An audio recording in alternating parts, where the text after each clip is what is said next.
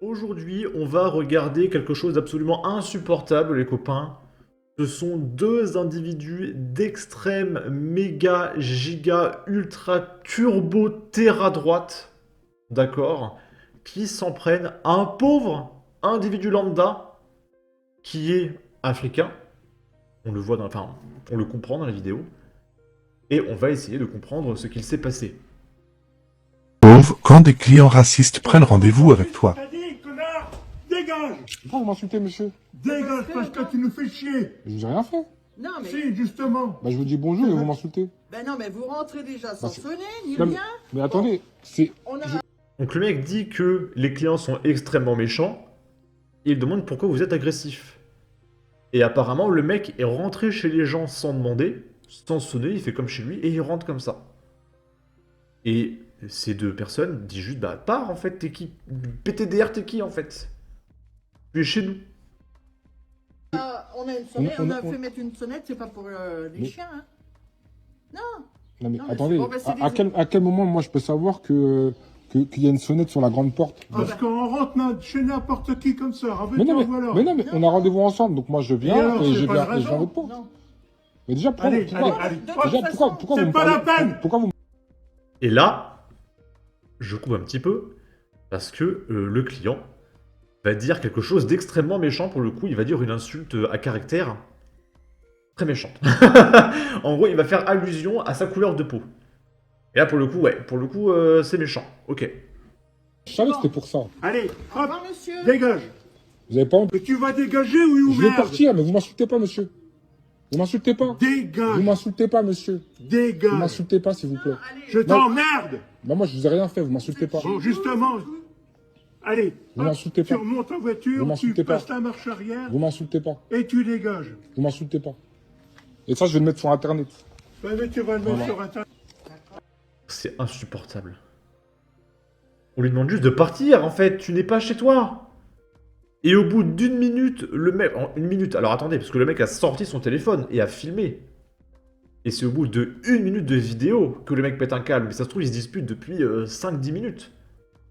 Et à force, le mec pète un câble, sort une insulte très méchante, et là, ça y est, c'est filmé. Oh mon dieu, c'est le Troisième Reich, c'est insupportable, c'est l'extrême droite, etc. Alors que le mec l'a poussé à bout pendant plusieurs minutes. Le mec est rentré chez des gens sans sonner, comme ça, il est chez lui. Et quand le mec s'énerve, c'est la faute de l'extrême droite. Et du coup, là, c'est relayé par tous les médias d'extrême gauche. C'est insupportable. C'est insupportable. Mais vraiment. Mais pourquoi les gens deviennent méchants? À force d'emmerder les Français tous les jours depuis des décennies, voilà le résultat. L'immigration massive et l'insécurité produisent leur effet. Il n'y a aucune insulte très méchante. Le mec fait sa victime pour foutre la merde et provoquer. Les gens se rendent compte que l'immigration et la délinquance ne touchent pas que les grandes villes. Le vote Reconquête et RN va grimper. Toujours en train de se victimiser. Pourquoi il insiste à filmer alors qu'il est dans une propriété privée et que le propriétaire lui demande de sortir? Moi, je l'aurais dégagé, fissa de ma propriété. Et là, les vieux, là, pourraient en soi porter plainte pour diffamation. Parce que le mec a partagé ça sur les réseaux, sur TikTok, etc. Il peut porter plainte pour diffamation. Supposons, je suis à la place du mec qui filme. Je rentre chez les gens comme ça, j'ai pas vu la sonnette. Et le mec il me dit mais vous êtes fou, dégagez, etc. Vous êtes qui? Ben, je m'excuse. Excusez-moi, j'ai pas fait exprès. Je pensais qu'il y avait, j'ai pas vu la sonnette. Excusez-moi, je suis désolé. Je vais pas sortir mon téléphone et insulter le mec et dire ouais, pourquoi vous êtes méchant, etc.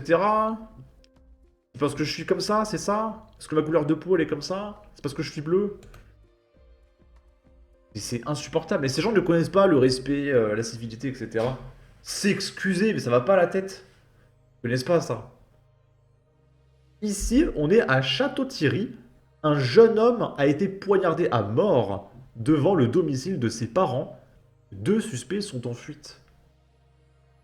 Et c'est assez étonnant, parce qu'on a déjà parlé de Château-Thierry. C'était en janvier. Un homme tué d'une balle à Château-Thierry. Le suspect en garde à vue après s'être rendu ivre. On va regarder cette affaire qui a eu lieu il y a 5 mois, c'était en janvier. Et on va voir ici, voilà, 5 mois plus tard, des gens qui meurent dans la même ville, tous les 5 mois. Ok. Il faudra du temps avant de l'entendre. Le suspect d'un meurtre d'une balle dans l'œil à Château-Thierry, dans l'Aisne, dans la nuit le samedi à dimanche, s'est rendu ivre. Il n'a pu être entendu. Il a été placé en garde à vue, a indiqué lundi le parquet de Soissons. L'individu s'est rendu dans la nuit de dimanche à lundi et est actuellement en garde à vue, précise le procureur de la République à Soissons, Julien Morino, ajoutant que s'étant présenté ivre, il n'a pu être entendu. L'homme, âgé d'une trentaine d'années, était recherché après la mort d'un homme, etc., etc. Il se répète 1000 fois, c'est insupportable.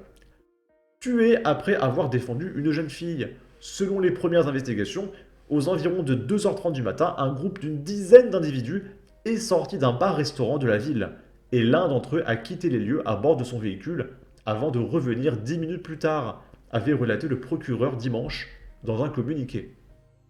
Il est alors sorti du véhicule et s'est dirigé vers la voiture de la victime, domiciliée en Seine-Maritime, a poursuivi le procureur. Il a ensuite sorti une arme de poing de sa poche et a fait immédiatement feu en direction de l'habitacle. Puis il a quitté les lieux, a-t-il ajouté. Les différents protagonistes présents sur place, lors de l'arrivée des forces de l'ordre, présentaient un état d'alcoolisation avancé, a-t-il poursuivi. Selon les premiers témoignages, la victime et son agresseur, qui ne se connaissaient pas avant la soirée, avaient eu une brève et légère altercation au sujet d'une jeune fille dont la victime avait pris la défense face à un comportement désagréable de l'autre jeune homme, avait détaillé cette même source. Le gardé à vue est défavorablement connu en raison de plusieurs condamnations pour des faits de violence, de vol aggravé par des juridictions de Guadeloupe et de Paris, et avait été incarcéré plusieurs fois entre 2011 et 2020, avait indiqué le parquet de Soissons dimanche dans un communiqué. Et le mec a fini par tuer quelqu'un. Bravo, merci, bravo. Bravo, bravo, merci, merci. Et du coup, là on est 5 mois plus tard, on est aujourd'hui. Un homme âgé de 32 ans est décédé à l'hôpital dimanche soir à Reims. Il a été victime d'une violente agression à l'arme blanche devant le domicile de ses parents à Château-Thierry. 2 suspects sont en fuite et je n'ai pas réussi à retrouver le nom de la victime. Cette violente agression a eu lieu vers 1h du matin dans l'ouest de la ville. Selon les premiers éléments, 2 individus encagoulés ont attaqué l'homme en lui portant plusieurs coups de couteau et en le frappant avec une matraque. Les agresseurs ont ensuite rapidement pris la fuite. La victime a été conduite à l'hôpital de Château-Thierry alors que son pronostic vital n'était pas engagé. Elle a été transférée à Reims dans la journée de dimanche pour y subir une opération. Son état de santé s'est malgré tout dégradé et l'homme est décédé peu après 20h. Une autopsie doit être réalisée en début de semaine. Une enquête pour assassinat a été ouverte, selon une source proche de l'affaire. Sollicité ce lundi matin, le parquet de Soissons n'a pas donné suite. Voilà. Origine de l'agresseur. Un jour sans fin dans la France d'Emmanuel Macron. La France n'est pas en coupe-gorge, Éric Dupond-Moretti. Il ne se passe pas une journée sans une attaque au couteau. Ça va être chaud les JO, courage aux forces de l'ordre. Bienvenue à Château-Thierry. On arrête de dire que cette ville est aussi calme qu'avant. Entre le cinglé qui voulait planter sa mère l'année dernière, l'autre flingué dans sa voiture il y a 1 ou 2 mois, donc il parle de l'article qu'on a lu ici. Et là, un pauvre jeune qui se fait visiblement planter comme ça, 1 sur 2, son tweet est plus grand. Il va vraiment falloir que l'État se réveille et remette un peu d'ordre dans ce pays, et que les parents cadrent bien leurs enfants dès le plus jeune âge, afin d'éviter qu'ils partent en live et finissent comme des criminels. Tous les jours, il y a minimum un mort, tué par arme blanche, c'est hallucinant, mais on va où? LFI a posté pour nous parler de la monstruosité de ces attaques au couteau. Plus une seule journée ne se passe sans couteau. En tout cas, n'hésitez pas à donner votre avis, votre opinion, à partager, liker, commenter, ça aidera au référencement de la vidéo sur YouTube. Abonnez-vous, suivez-moi sur Twitter et à la prochaine pour de futures vidéos. Ciao!